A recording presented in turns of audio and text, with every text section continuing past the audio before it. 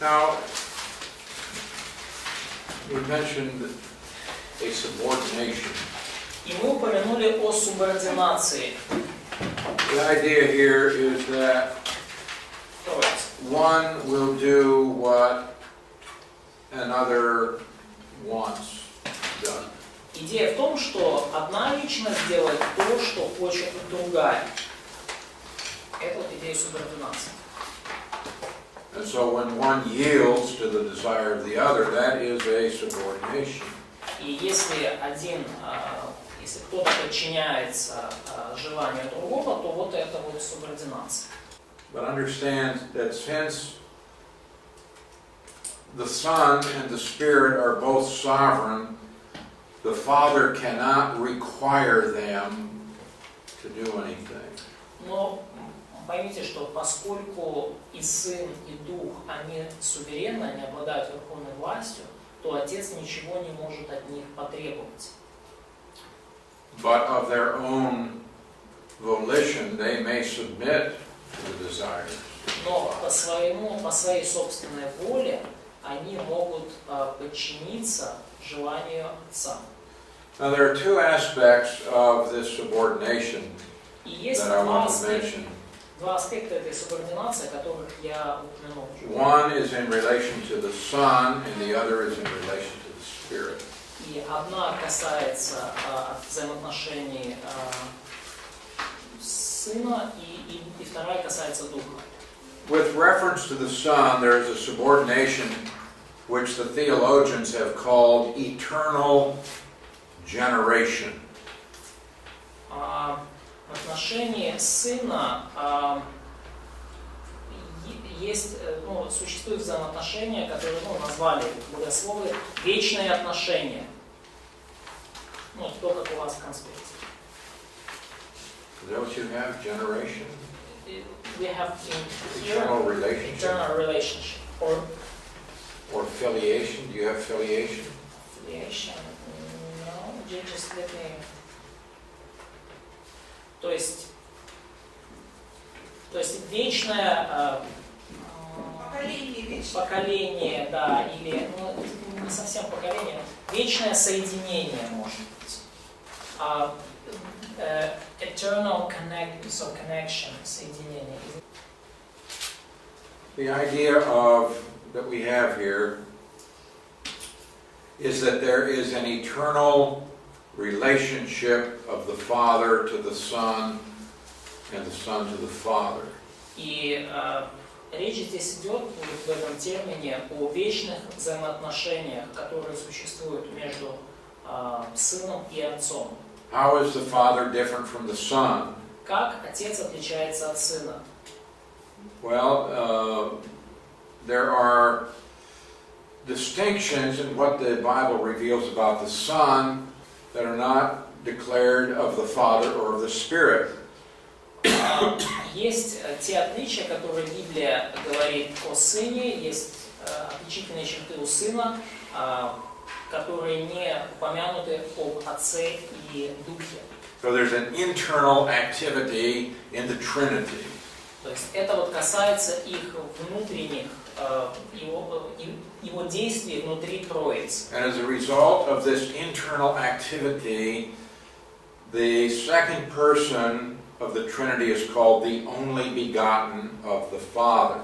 И в результате вот его действий внутри Троицы, вот вторая личность была названа единородным Сыном Отца. And so it's synonymous with eternal sonship. То есть и это синоним, да, вечного сыновства. Okay, the Son is eternally begotten by the Father. И Сын является вечным, единородным от Отца.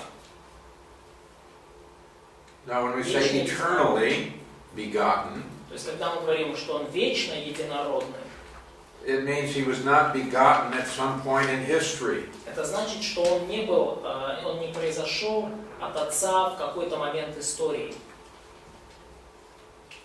But this is difficult for us in our language to understand, because for us begotten means a beginning point. Но для нас очень трудно понять это вот с нашим языком, потому что для нас вот единородный или рожденный это подразумевает какую-то начальную точку. Now Psalm 2:7, Но Псалом 2:7, we looked at this earlier. мы на него смотрели уже его сегодня. Okay, the son is speaking. Говорит сын, And he says, Yahweh said to me, говорит он в 7 стихе, Господь сказал мне, You are my son, ты сын мой, today I have begotten you. я ныне родил тебя. Now when we read this, it says today. И когда мы читаем это, мы говорим ныне, сегодня. Now that presents a problem. Но тогда возникает проблема. Okay, what kind of a problem does this present? Какая проблема возникает вот с этим ныне или сегодня? Это не вечно. Он создал его. Что было начало? So it seems like the Son had some beginning in history and that God created him in some way. Okay, that's one thing. What else? Да, то есть то, что у Сына есть начало, что Бог в тот момент создал. Что еще? Какие еще проблемы могут быть с таким толкованием? Родил тебя. Получается, да, рожденный, созданный. So that he is birth from someone, so he is created one. Что еще? Это мы фактически тоже сказали. Троицы нет. So there is no. It seems like there is no Trinity in this case. In what sense? В каком смысле? Что если сын имел начало, значит его раньше не было. So if Son had a beginning, so he hasn't been from the very beginning. Okay. Троицы не было единства. So there was no unity and there was no Trinity. Okay. That would be true if he came into existence at some point of history. И это было бы верно, если бы он начал существовать в какой-то момент истории.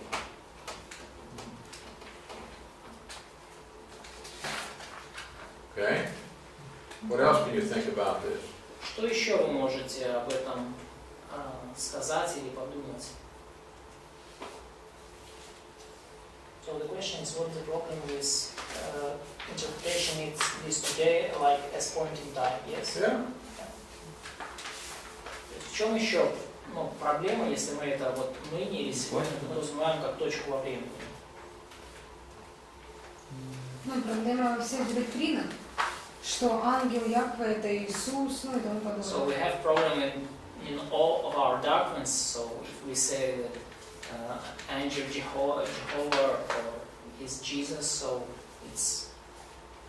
Well, suppose that you have the angel of Jehovah, but he's not the same as the Son. Но представьте, если у вас есть, допустим, ангел Иеговы, но это не сын. Но мы же пришли к тому, что сын. But we came to conclusion that he is a son. Но если еще не пришли, тогда другой вопрос. Типа. Библия противоречит. So I mean, What about the Son? ну тогда что насчет сына, да? Is it possible that we had the angel of Jehovah existing before, but now he has become the Son? Но может ли такое быть, что ангел Иеговы существовал до этого, а потом он стал сыном? I mean, is this not what the Jehovah's Witnesses teach? That Разве Jesus used to be Michael the Archangel? Разве это не то, чему учат свидетели Иеговы, которые говорят, что Иисус это тот, кто раньше был архангелом Михаилом? That's what they teach. Это то, чему они учат. Is that a possibility? Есть ли вероятность такая? Or is it possible that the second person of the Trinity always existed, but he wasn't always the Son of God? Или возможно ли, что вторая личность Троицы всегда существовала, но она не была Сыном Божьим?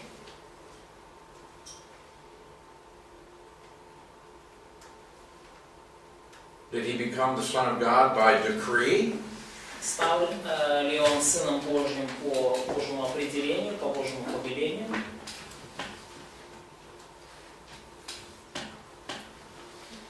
Ну, Евреям 1:2 говорит, что говорил нам Сыне, которого поставил наследником всего, через которого и веки сотворил. The Hebrews 1:2 says about his Son, whom he appointed heir of all things, through whom also he made the world. Хочу это как-то связать с Колоссяном, но мне уже, не могу доказать. So I want to connect it somehow with Colossians, but I probably cannot prove the Потому point. что на ваш вопрос дать ответ сложно. Okay. Because it's hard to answer your question. Что ты говорил? These are not frivolous questions. They are important questions. Ну, вопрос этот не с бухты-барахты, да, он важный. Understand that people have wrestled with these questions for centuries. И поймите, что люди над этими вопросами, они мучились столетиями. It's very important. Trying to understand what kind of God we have. Is he a Trinity? If he is, then what are the relationships among the three persons? Очень важно понять, какой у нас Бог, да, если это Троица, то какие взаимоотношения между личностями. Okay, he says, I have begotten you. И вот написано, что я вот родил тебя. Now we could explain that, Ну, мы можем это как-то but it объяснить. says I've begotten you today, Но что значит я ныне родил тебя? which indicates a very specific time. То есть выглядит как будто вполне конкретный момент времени. My understanding of this psalm А мое понимание этого псалма is that this is what we call an enthronement psalm, и when Jesus is put on the throne. в том, что это псалом воцарения, псалом восхождения на престол, то есть когда Иисус восходит на престол царства. You see in verse 6, I have set my king on my holy hill of Zion. Посмотрите, 6 стих перед этим. «Я помазал царя моего над Сионом, святою горою моей». So, we have here the Lord speaking. То есть мы здесь видим, как говорит Господь.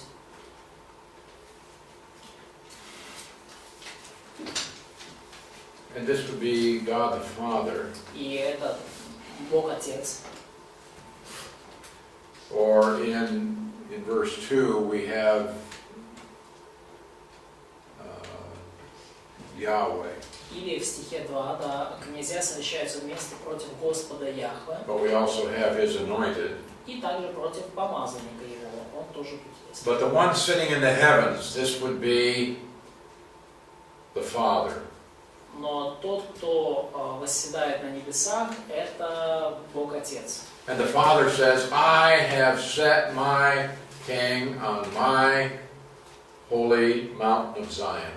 И вот этот вот, и Бог Отец говорит, что я помазал царя моего над Сионом, святою горою моей.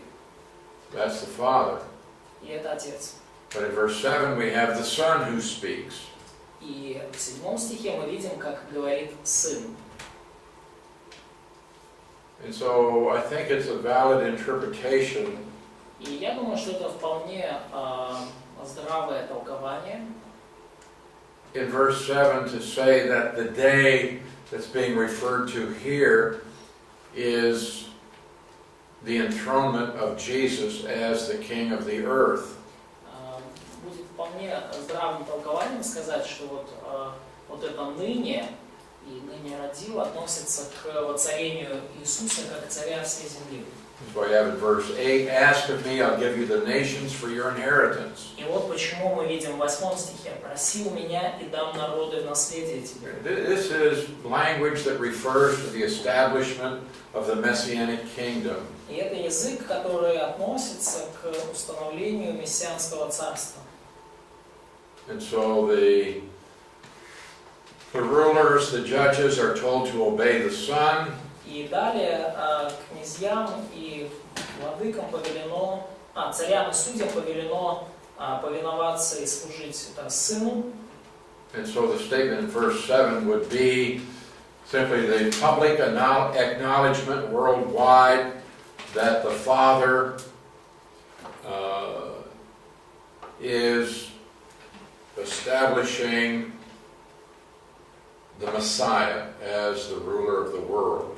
И таким образом заявление в 7 стихе это просто публичное признание, публичное заявление на весь мир о том, что Отец поставил Мессию правителем мира. But also, you see in verse 7, when the Father speaks, he's saying, I have begotten you today. Но также мы видим, что вот в 7 стихе, когда Отец говорит, Он говорит, что «Я родил тебя ныне». So the one that was begotten has to understand the speech. То есть тот, кто был рожден, должен понимать сказанное. So this would tend to indicate that the one to whom he is speaking is not newborn, but has the ability to comprehend. И таким образом подразумевается, что тот, кто рожден, он, как не младенец новорожден, он в состоянии понимать то, что сказано. We should understand that the Son is eternal. И нам нужно понимать, что Сын вечен.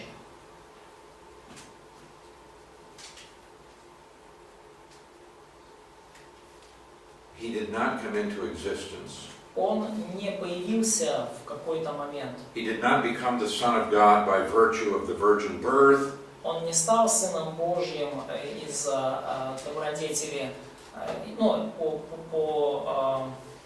силе добродетели непорочного зачатия. Or his baptism, Он не стал Сыном Божьим or his resurrection. В силу своего крещения и даже в силу своего воскресения из мертвых. In Romans 1:4, some say, oh, he became the Son of God by resurrection. В Римлянам 1:4, кто-то может сказать, что он открылся Сыном Божьим через воскресение из мертвых. И кто-то говорит, он стал Сыном Божьим, воскреснув из мертвых. Which says he was declared the Son of God with power by the resurrection from the dead. Потому что этот стих говорит, что открылся Сыном Божьим в силе по Духу Святыни через воскресение из мертвых о Иисусе Христе Господе нашем. But what this is saying is that the resurrection was a powerful declaration that he was the Son of God. Но о чем говорит этот стих? Что воскресение из мертвых было таким могущественным заявлением, провозглашением того, что он является уже Сыном Божьим. It's not saying he became the Son of God by the resurrection. Здесь не говорится, что он стал Сыном Божьим через воскресение из мертвых. He has always been the Son. There never was a time when he was not the Son. Он всегда был Сыном, и никогда не было времени, когда бы он не был Сыном.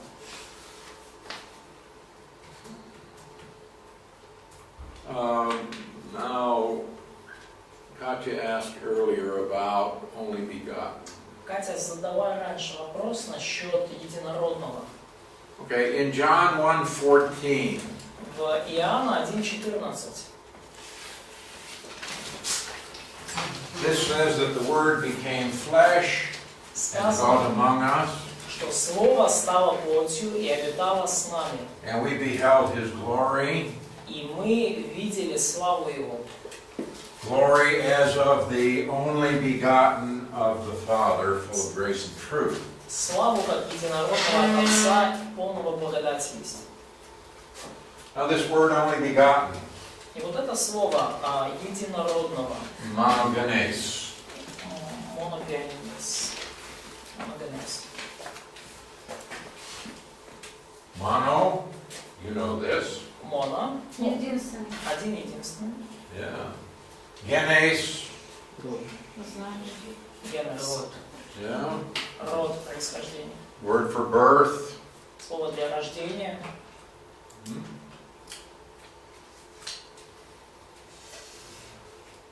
But what does it mean? Но что это слово значит? Also in verse 18, И также в стихе 18 тоже слово. «Бог не видел никто никогда, единородный Сын, сущий в небе, отчим Он явил». Now, again, he is called the only begotten. И опять же, Он назван здесь единородным. And this is the same word also found in John 3:16.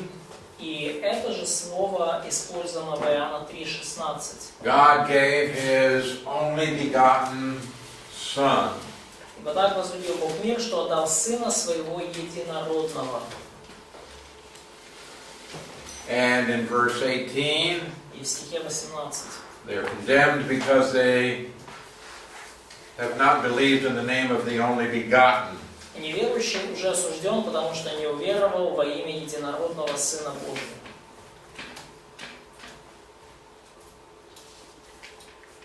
And in 1 John 4:9, И в 1 Иоанна 4:9 God sent his only begotten Son into the world so that we might live through him.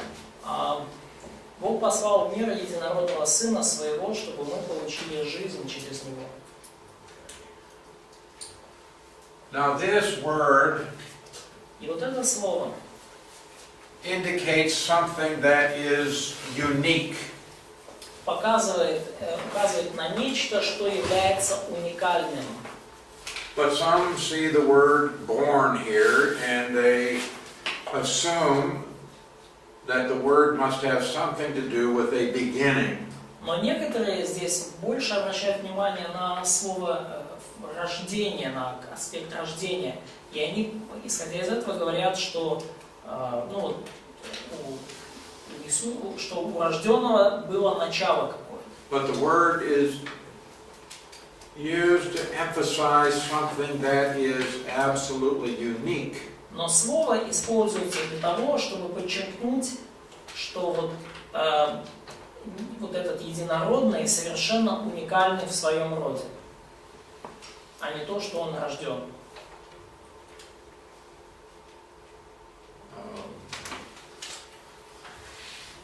Jesus is also referred to as the firstborn. И также Иисус назван первенцем, его называют первенцем. And this is a word, for example, that's found in Romans 8:29. Например, мы это видим в Римлянам 8:29. Или, я прошу прощения, не первородным, не первенцем, первородным. В этом месте.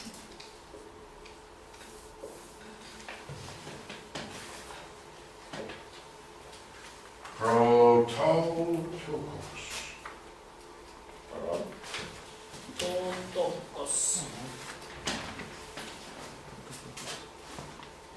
Первенец, первородный, оба слова используются. Proto. You have prototype in your language? У нас же в языке есть прототип, да? Нет. Proto, first. Прото, первый.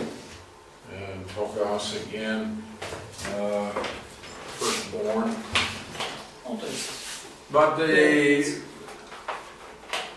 the problem comes in, for example, in Colossians chapter 1. Но проблема, например, мы видим, что вот в Колоссянам 1 главе, where he is called in verse 15, he's the image of the invisible God, the firstborn of all creation. 15 стих, да, где Христос назван образом Бога невидимого, рожденный прежде всякой твари. И, рожденный прежде, это то, что у нас в переводе два этих слова, а в греческом вот этот вот прототокос. And this is where the Arian heresy comes in. И вот здесь, с этого места, в общем-то, началась арианская ересь. What is Arianism? Что такое арианизм? Что такое арианство? Что Бог создал Сына. That God created Son. God the Father created God the Son. Yeah, and then the Son created everything else. И что потом Сын создал все остальное, да? So what they do is they come to this verse and they say, He's the firstborn of all creation. И вот что они сделали? Они дошли до этого стиха и сказали, ага, Иисус, Он первенец, первородный, рожденный прежде всякой твари, всякого творения. And they say, see, that means He was created first and then everything came after Him. Они сказали, вот это значит, что вот Он был сотворен первым, и после этого Он сотворил все остальное. Okay, but in verse 18 He's called the firstborn from the dead. Но в 18 стихе Иисус назван первенцем из мертвых. То же самое слово, да? Первенец, первородный. And in Hebrews 1:6 it says that the Father brings the firstborn into the world. И в Евреям 1:6 сказано, что также, когда, тут говорится об Отце, что также, когда вводит первородного во Вселенную, говорит. The terms firstborn and only begotten emphasize the uniqueness of Jesus. То есть оба термина, и первородный, и единородный, они указывают на уникальность They do Иисуса. not in any way imply that the Son had a beginning at some point in history. Они никоим образом не подразумевают, что Сын родился, что Он имел какое-то начало в какой-то момент истории. Or at some point in eternity past. Или даже в какой-то момент вечного прошлого. Jesus is the eternal Son of the Father. Иисус – это вечный Сын Отца. Referring to Him as the firstborn or the only begotten sets Him apart from anything in creation. И обращение к Нему как к первородному или к единородному, оно Его отделяет от любого остального творения. Okay, well, we need to talk, I think, some more about this. Но я думаю, что нам нужно немножко больше еще об этом поговорить.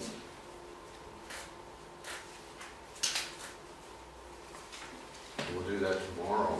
Мы сделаем это завтра.